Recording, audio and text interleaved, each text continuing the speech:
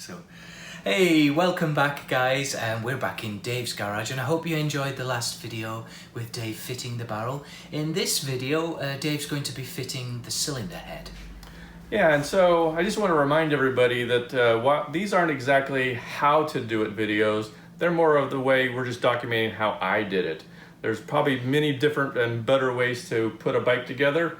We're just showing you one way to do it. Okay, well, thanks Dave, Yep. and hope you enjoy it, and look forward to showing you the next video. Thanks. So as you're going to see here, I'm going to be installing the rocker spindles. And one thing I learned is that if you do decide to use this spindle puller to drive the spindles in, make sure you go ahead and get that threaded part way up to the shoulder, because you can definitely ruin these spindle pullers if you're not careful.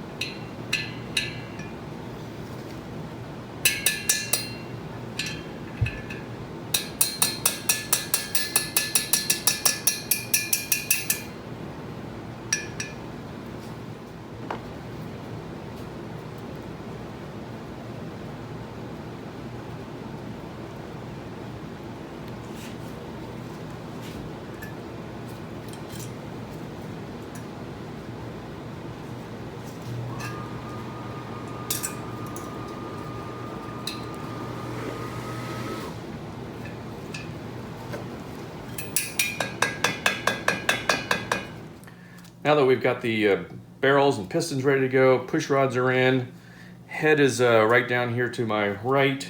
Next thing I'll just do is a quick double check of my valve clearance. And to do that, I'm just using some simple clay here. This is actually an oven baked clay, but I got it because it's yellow and matches the bike, so we'll go with that for now. So what I'll do is I'll just put a little bit of clay in these valve pockets, put the head on. I'm going to use the old copper gasket. And not going to use the new composite one. There's slight variances there, but once we kind of get some measurements, we'll know if we need to be a lot more precise. I'll put the head on. I'll just put in the center bolt just to bring it down to the surface, but certainly not torquing it down. And then I'll rotate the crankshaft through and we'll pull the head off and see what the clay looks like after that.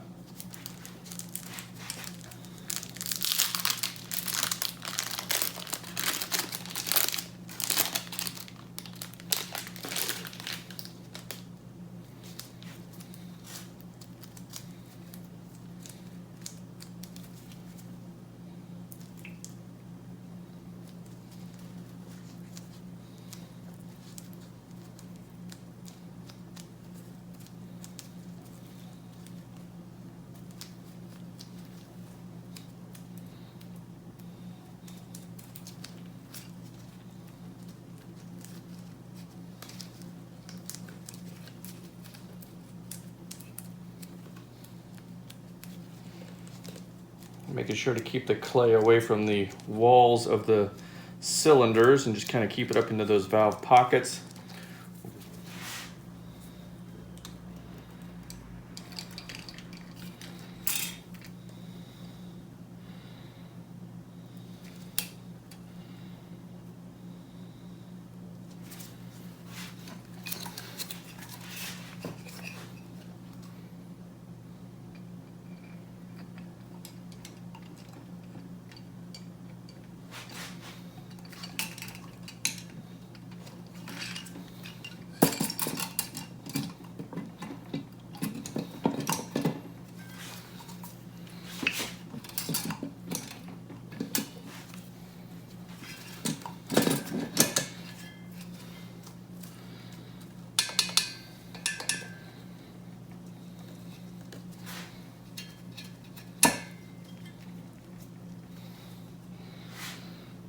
And then double check to make sure all of the push rods are in place where they're supposed to be at. This one is not.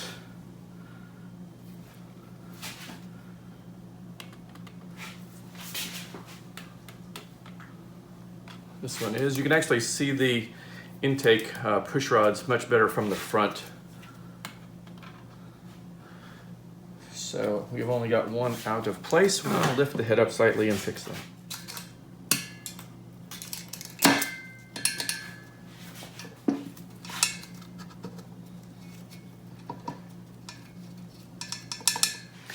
So the manual says to do the one center bolt here in the middle of the head. Pull that down to just bring the head into place.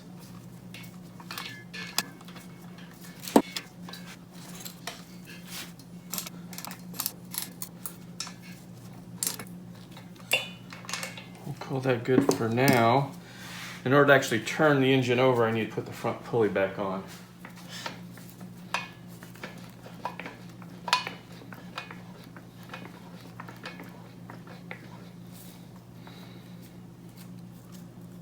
I may need more than the front pulley.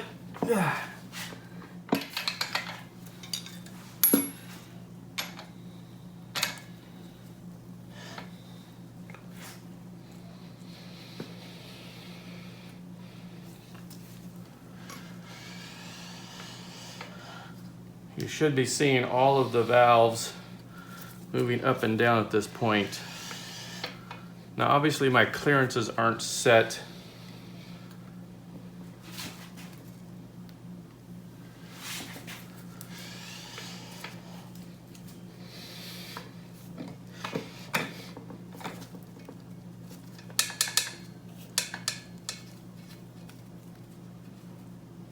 I'll just loosely set that one. Definitely see the intake valve opening up here.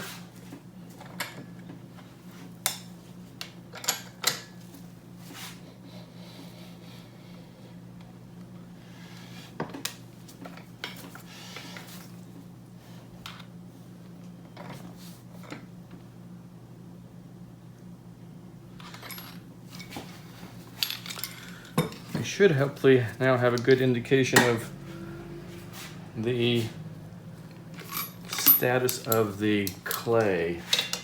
Obviously didn't feel anything hitting.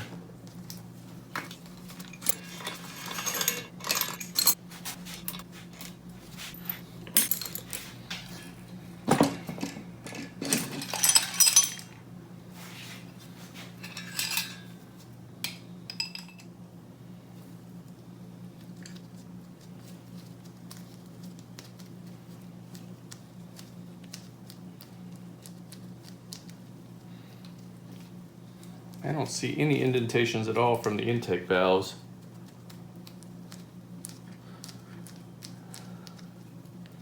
Definitely seeing indentations from the exhaust, I mean the intake. You can definitely see here, making nice little dents into that clay. I'm gonna retry it one more time. And see if the exhaust ones we can see on here or not.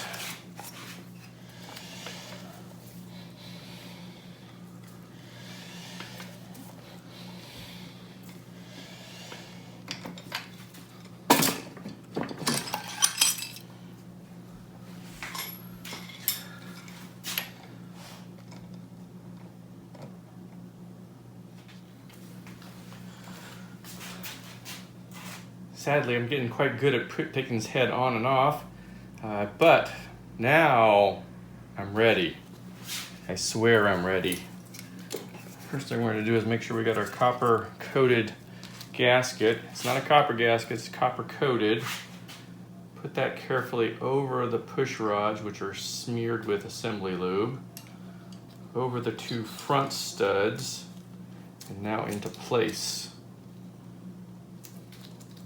Some people like putting this gasket on dry. Some people say copper coat.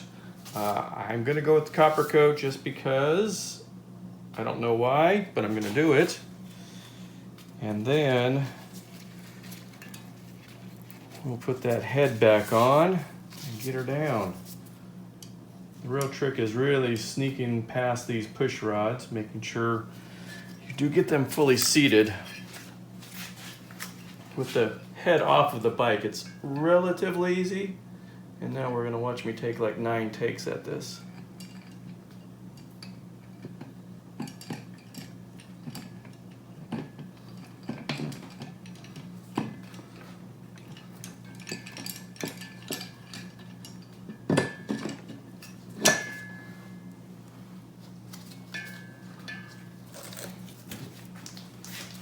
Now checking to make sure the push rods are well seated.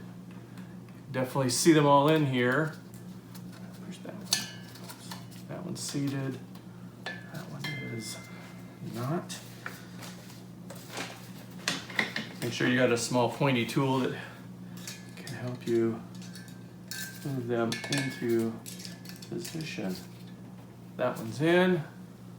That one's definitely in because it's you can feel the spring pressure, and the intake is also good. At this point, just a matter of following the instructions in the book, tightening everything down. I'll start with this center bolt.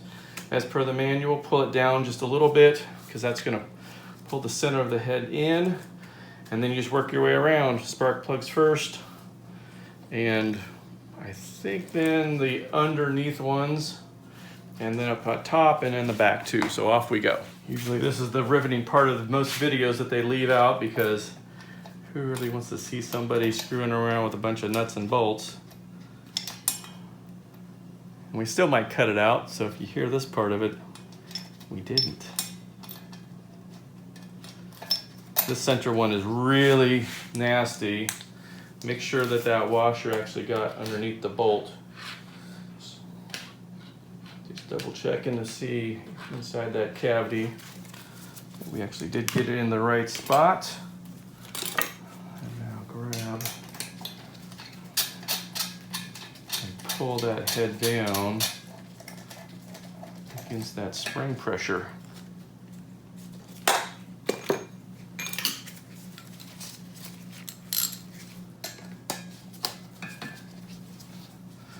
So just lightly down, making sure that the, again, checking your push rods all the way along the way. Push rod good, good, still good.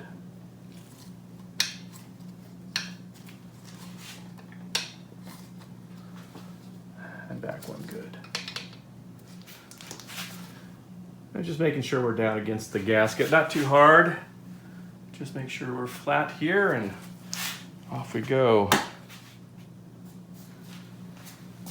After the center one, we do the 4 long bolts that go on either side of the spark plug holes. Make sure they've got their corresponding washers. Now on my particular head, one of the bolt heads is kind of too close to the casting, and one of my sockets hits on it. So we'll go to an alternate socket on that one.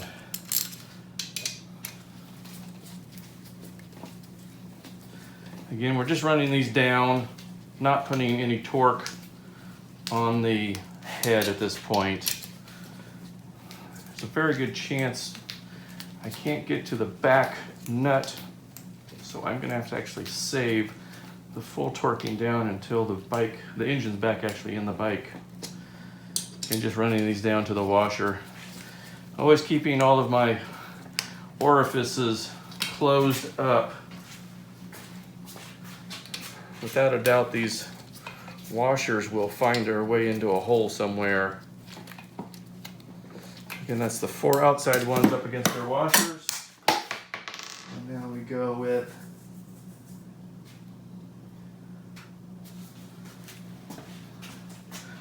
the 2 long sleeve nuts that actually go under the front of the engine.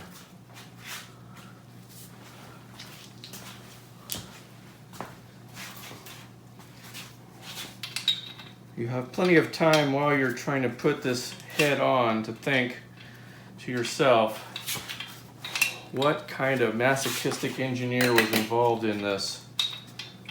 It is one of the most convoluted assemblies I could even imagine.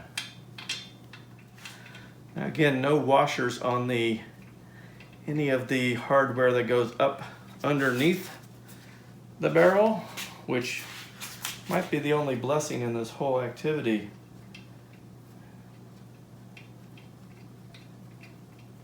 Can not imagine trying to keep a washer in place and your sanity at the same time. It's not hard to develop a cramp in your digits doing this.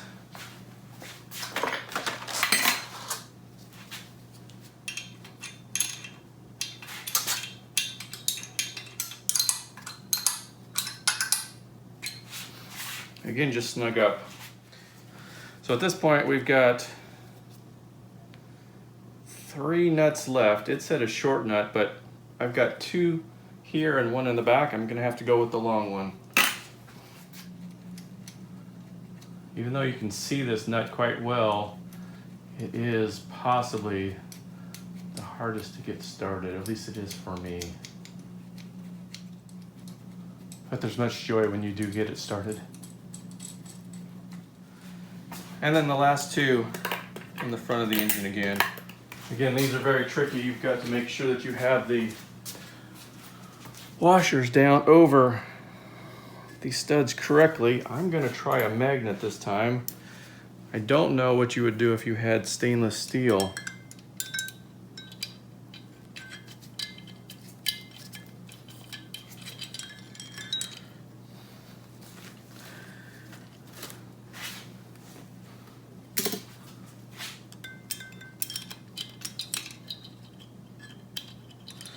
Again, a small pick tool is invaluable for these impossibly tight places. And one, oops, I'll try this one again too.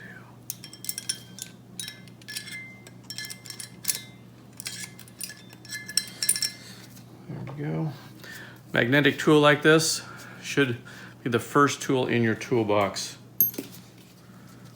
You obviously want to be extremely careful you don't strip anything here, especially since it's so hard to see and get those nuts lined up.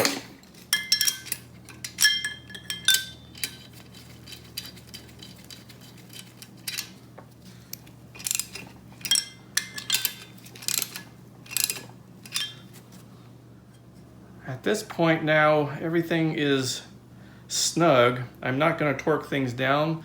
Probably the next step will be getting the engine back into the frame. Fortunately, as a complete engine, I will need an assistant here. So when my assistant arrives, we'll move on to that.